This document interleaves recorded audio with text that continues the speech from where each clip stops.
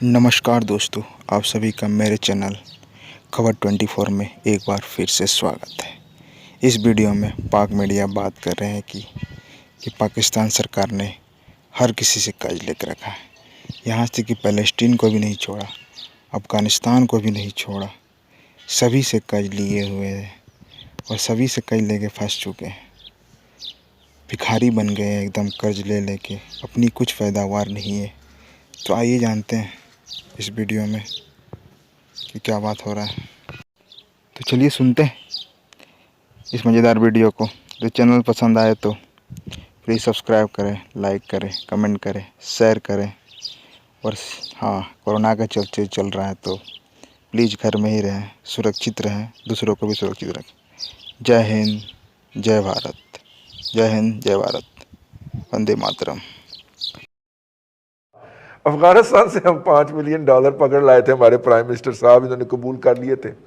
भाई इससे एक हाथ आगे हमने फ़लस्तीनियों से भी पैसे पकड़ लिए थे कोरोना फाइटिंग के लिए। इससे आप अंदाज़ा कर लें कि हम किस मुकाम तक गिरे हुए थे।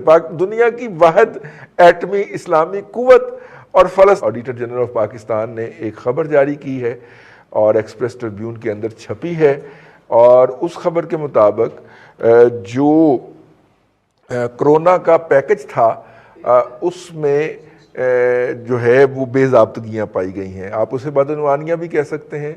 करप्शन का लफ्ज़ इस्तेमाल नहीं किया गया क्योंकि करप्शन का लफ्ज़ है नहीं। पाकिस्तान का जो ऑफिशियल ऑडिटिंग का सिस्टम है, ये जो ऑफिशियल लैंग्वेज है, उसके अंदर करप्शन का सिस्टम नहीं है, नाम लफ्ज़ नहीं है, उसको हम बेज़ाब्तगियाँ कहते हैं। वो अब ये दो फिगर जो हैं वो मेरे लिए बड़े जो हैं, जिसे कहना चाहिए कि आई ओपनर हैं। ये जो इमदाद आई थी, ये जो कर्ज लिया गया था, कुछ कर्ज भी हमने लिया था, एमरजेंसी कर्ज लिया था IMF से, वर्ल्ड बैंक से, एशियाई तरक्याती बैंक से, यूरोपियन यूनियन ने भी हमें कुछ इमदाद दी थी इस हवाले से। और सो फॉर सो कि हमने अफ़गानिस्तान को नहीं बख्शा था। अफ़गानिस्तान से हम $5 मिलियन पकड़ लाए थे, हमारे प्राइम मिनिस्टर साहब, इन्होंने कबूल कर लिए थे। भाई इससे एक हाथ आगे हमने फ़लस्तीनियों से भी पैसे पकड़ लिए थे कोरोना फाइटिंग के लिए। इससे आप अंदाज़ा कर लें कि हम किस मुकाम तक गिरे हुए थे। दुनिया की वाहिद एटमी इस्लामी कुव्वत और फ़लस्तीन से भी वो पैसे ले रही थी, एम्बुलेंसें ली थी उससे। तो ये सारे पैसे अगर इकट्ठे किए जाएँ तो फिर भी मेरी जो कैलकुलेशन है उनके मुताबिक 1200 अरब रुपए नहीं बनते। लेकिन फिर मुझे याद आया कि जब कोरोना आया था तो प्राइम मिनिस्टर साहब ने 1200 अरब रुपए का कोरोना पैकेज लॉन्च किया था। ये बोलते इतना ज़्यादा है कि जहनों से महव हो जाता है लोगों के। तो 1200 अरब रुपए का जो कोरोना पैकेज था वो सारे का सारा जो है वो बदनवानी या करप्शन की नज़र हो गया। और ये मैं नहीं कह रहा, जो पाकिस्तान का आईनी उहदा है ऑडिटर जनरल ऑफ पाकिस्तान का, सरकारी ख़जाने से जारी होने वाला हर पैसा उसने ऑडिट करना होता है और देखना होता है कि वो कानून, ज़ाब्ते और आइन के मुताबिक खर्च हुआ है कि नहीं। वो कहते हैं कि वो खर्च नहीं हुआ। अब इसके ऊपर बहुत सारी दास्तानें हैं। हमने जहाज़ भर के अमेरिका को कोरोना के कुछ मास्क भिजवाए थे और कुछ टेस्ट किट्स भेजी थी। कहा जाता है कि जो चाइना की तरफ से, क्योंकि चाइना को पता था कि हम ये हम पैसे इधर उधर कर लेते हैं, तो उन्होंने अशिया भिजवाना शुरू कर दी थी। तो हमारी हुकूमत ने एक दफ़ा ही जी, उसके बाद कहा था कि जी हम तो अब खुद कफील हो गए, हम तो अब एक्सपोर्ट किया करेंगे। उसके बाद कोई एक मास्क भी एक्सपोर्ट नहीं हुआ, लेकिन वो जहाज़ भर के अमेरिका को भी बेच आए हम। ठीक है, अब पता नहीं उसका कौन बेनिफिशियरी था। और उसके बाद कोई कंसाइनमेंट नहीं की, दुनिया के किसी मुल्क को नहीं की। अमेरिका को तो छोड़ दें, वो चाइना से जो कुछ आया था वो हमने अमेरिका को बेच खाया था। ये जी ज़ाहिर है उसका 25 लाख रुपया तो खर्च होता रहा एक डिस्प्रिन की गोलियां देने में और वो करने में। डॉक्टर साहबा, ये 12 खरब का मतलब है 1200 अरब रुपया।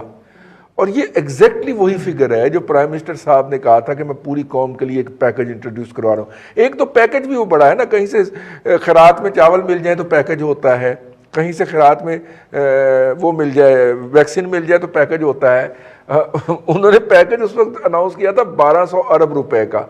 और ऑडिटर जनरल ने कह दिया कि सारी की सारी अदायगियाँ जो हैं वो गैर कानूनी थी और गैर आइनी थी और क़वायद ज़ाब्त से हट के थी, यानी कि करप्शन हुई है। بالکل. اور جس طرح آپ نے شروع میں رضی صاحب بتا دیا کہ چونکہ آڈیٹر جنرل جو ہے وہ کرپشن کا ورڈ استعمال نہیں کرتے، تو اس کا مطلب ہے کہ یہ جتنی بھی بے ضابطگیاں ہیں، یہ پیسے جو ہیں یہ they are subject to investigation.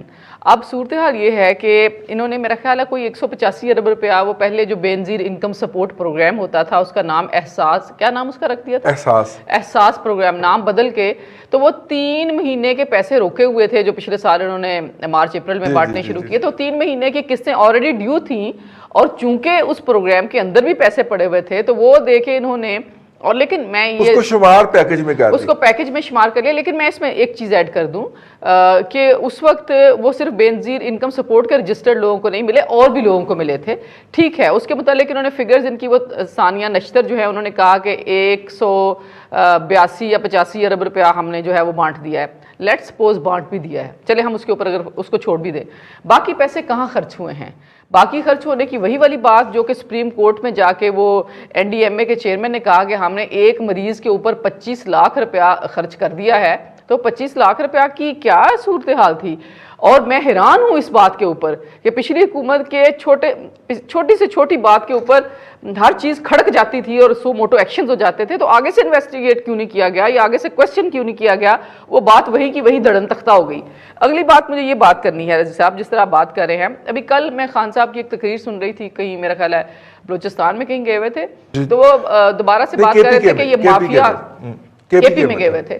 وہ کہہ رہے تھے کہ وہ میرا خیال گھروں کا کوئی چھوٹا سا کسی یونٹ کا افتتاح کرنے گئے ہوئے تھے، تو کہہ رہے تھے کہ یہ مافیاز ہیں اور میں ان کو نہیں چھوڑوں گا، یہ پیسے بناتے ہیں، باہر لے جاتے ہیں، اور باہر سے میں پیسے جو ہے وہ لے کے آؤں گا، اور پتہ نہیں وہ کب لے کے آئیں گے. مطلب یہ کہ آپ نے پچھلے 3 سالوں کے دوران میں اپوزیشن کی بڑی پارٹی کا ایک بندہ پکڑ کے رگڑ دیا جیل میں.